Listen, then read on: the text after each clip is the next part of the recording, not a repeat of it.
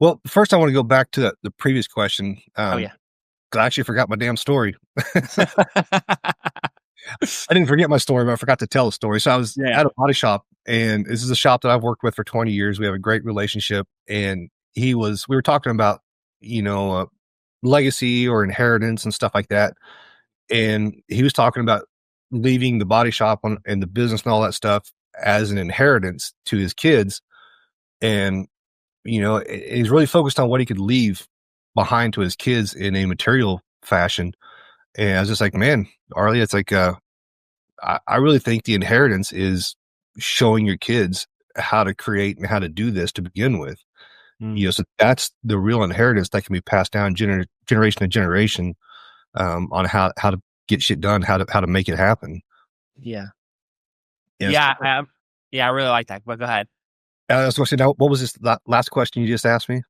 So last question is like, for you, you've obviously built, you build an empire, I would say almost like an empire of like, what you wanted and like how you are building a business, right? Like what are some Mhm. of the challenges that you ran into and you were able to handle a lot of those challenges with?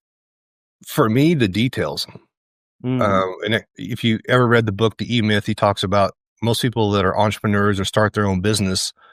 Majority of people they're in a job and they say, "Well, I can do this better. I'm tired of making my boss money," so they start their own business in the same or similar trade. And he talks about the three hats that we wear. There's the manager, entrepreneur, and then there's the technician. And what he says, most of the times, people enjoy two of those processes, two of those hats, but the third one usually gets dropped. And so for me, it's the details. I enjoy going out talking to people and the challenge of getting business. I enjoy doing the business, the trade, because it's pretty neat that you can take a car that's beat up with 1,000 hail dents and put it back to factory condition without having to paint it. So it's a very specialized field.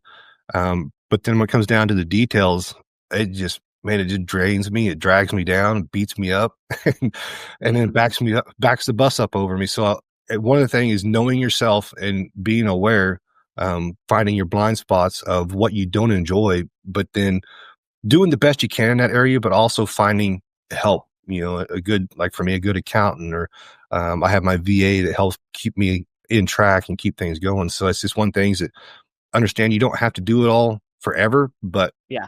kind of figure out what your blind spot is, what you don't enjoy doing, and then trying to, as soon as you can, find somebody that can help you out with that. Yeah.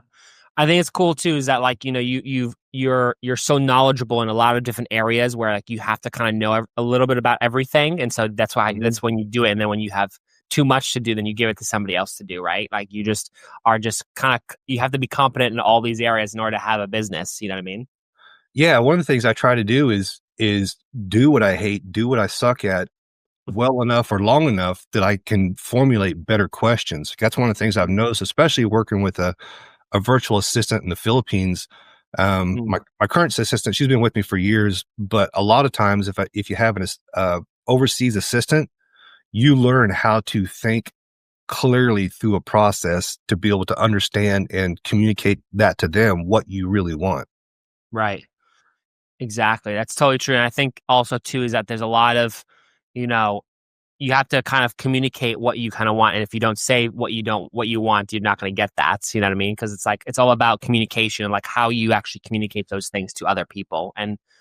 For you, like, you've obviously been in this business for many years now. Like you've actually established a lot of things for yourself and also just for your own business. Mhm. What, I guess for people who are listening, are either, they're either they want to learn more about being in business or they want to actually start their own business, either with coffee or whatever.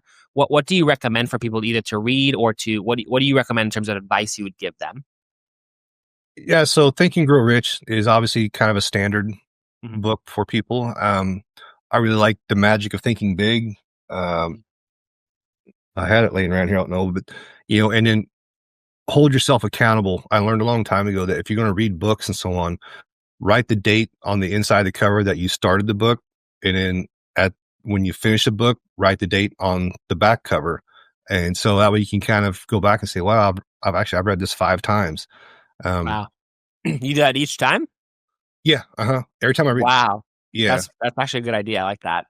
yeah, it's kinda neat, I can go back and look and 10 years ago, yeah, I read this book, and another book is Frank Betcher and How I Raised Myself from Failure to Success in Selling. I really like that book a lot. Mhm. Yeah.